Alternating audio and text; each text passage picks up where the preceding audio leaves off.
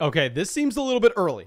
I will say that. Y'all know I have been an advocate for Wan'Dale Robinson since the NFL Combine. I didn't really like him before, but way too many people overreacted to the NFL Combine from Wan'Dale Robinson, and he does have a serious red flag that we will get to. But too many people overreacted, and I guess that now presented the New York Giants the opportunity to go up and grab him at the beginning of the second round.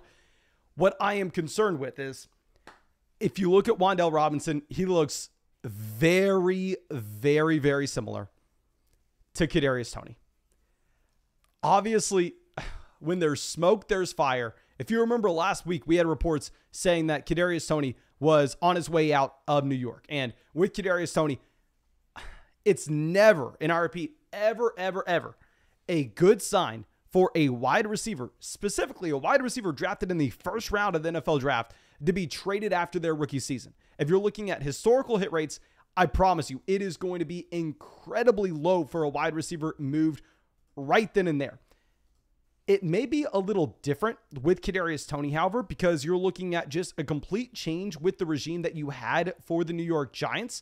You ended up with a new coaching staff that possibly just didn't believe in Kadarius Toney.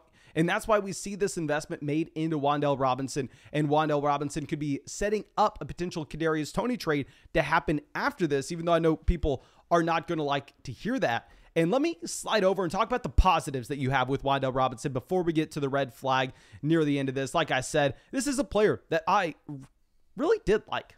I mean, I liked him as a third round pickup in Dynasty rookie drafts. We identified him as one of my favorite late round targets. Our late round targets were Justin Ross, Wan'Dale Robinson, and John Mechie. Looks like John Mechie just got drafted to the Houston Texans. Be excited to talk about that as well. But if we dive into Robinson here, this is a wide receiver that looked, I don't want to say similar to Deebo Samuel, but he looked like a hybrid type player that was being used as a wide receiver and also just a gadget type option in the rushing department at the beginning of his collegiate career at Nebraska. This is a wide receiver that had 340 rushing yards, 340 rushing yards through 10 games as a true freshman in the Big Ten.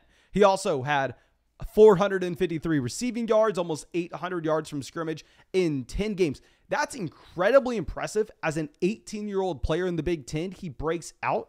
And in 2020, I know the totals come down a little bit. He goes from 793 total yards to 701, but he only played 8 games. So if you're looking at the per game numbers and the market share numbers at Nebraska as well, he actually took yet again another step forward. And he transfers over to Kentucky in the SEC in 2021. And what are you wanting to see from Wan'Dale Robinson? You're wanting to see him have the potential to go out there and be used primarily as a wide receiver and still find success. You don't want him to be a gadget player his entire collegiate career, because 9 times out of 10, when those players get to the NFL, while we can sit here and we can dream how they're going to be the next Cordell Patterson, how they're going to be used effectively, and the coaching staff's going to know exactly what to do with them, 9 times out of 10, it doesn't work out. 9 times out of 10, they are a hybrid player, not really good enough to be a running back, not really good enough to be a receiver.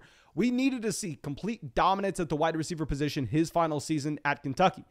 And he goes out there and posts over 100 receptions, over 1,300 receiving yards, and accounts for 45.58% of Kentucky's passing offense on a per game basis. So if you're going through these boxes, he broke out as a freshman, a true freshman, broke out at 18 years old. At his best, he dominated the target share for an SEC school. He declared early for the NFL draft. He runs a 4.44 40-yard dash as well. This is a player that checks an insane amount of boxes. Now, the issue with Wan'Dale Robinson, and it's a pretty large flag, red flag, is he's 5'8", 179 pounds. Let me go through and confirm this. But if you're talking about players with this frame, very rarely are you seeing them actually come through and hit at the next level. Yeah, he's 5'8", 179 pounds. I think a lot of people are too worried about what we saw with Rondale Moore last offseason, because Obviously, that wound is still fresh. A lot of people lost a decent amount of money on Wan'Dale Moore, betting on him in Dynasty Fantasy Football. But remember, Wan'Dale Moore in a much better draft class was being taken at the end of the first round of 12-team Dynasty Superflex rookie drafts. Wan'Dale Robinson, we've been advocating to go out there and grab him in the third. He's been one of my favorite pickups in the third round of Dynasty rookie drafts. The investment you are making into him is significantly less than what people were investing into Wan'Dale Moore last offseason. And I am willing to go out of our way and move Wan'Dale Robinson up our rankings because I think this has to mean Kadarius Toney's traded. He essentially, on paper, looks like a better version of Kadarius Toney. I don't know how you have two of these speedy wide receivers fitting into the same offense. I don't know how they would make it work with Kadarius Toney and Wan'Dale Robinson on the same field. I'd imagine they end up shipping Kadarius Toney somewhere else. Wan'Dale Robinson's playing alongside Kenny Golladay. That would seem like a much more natural fit.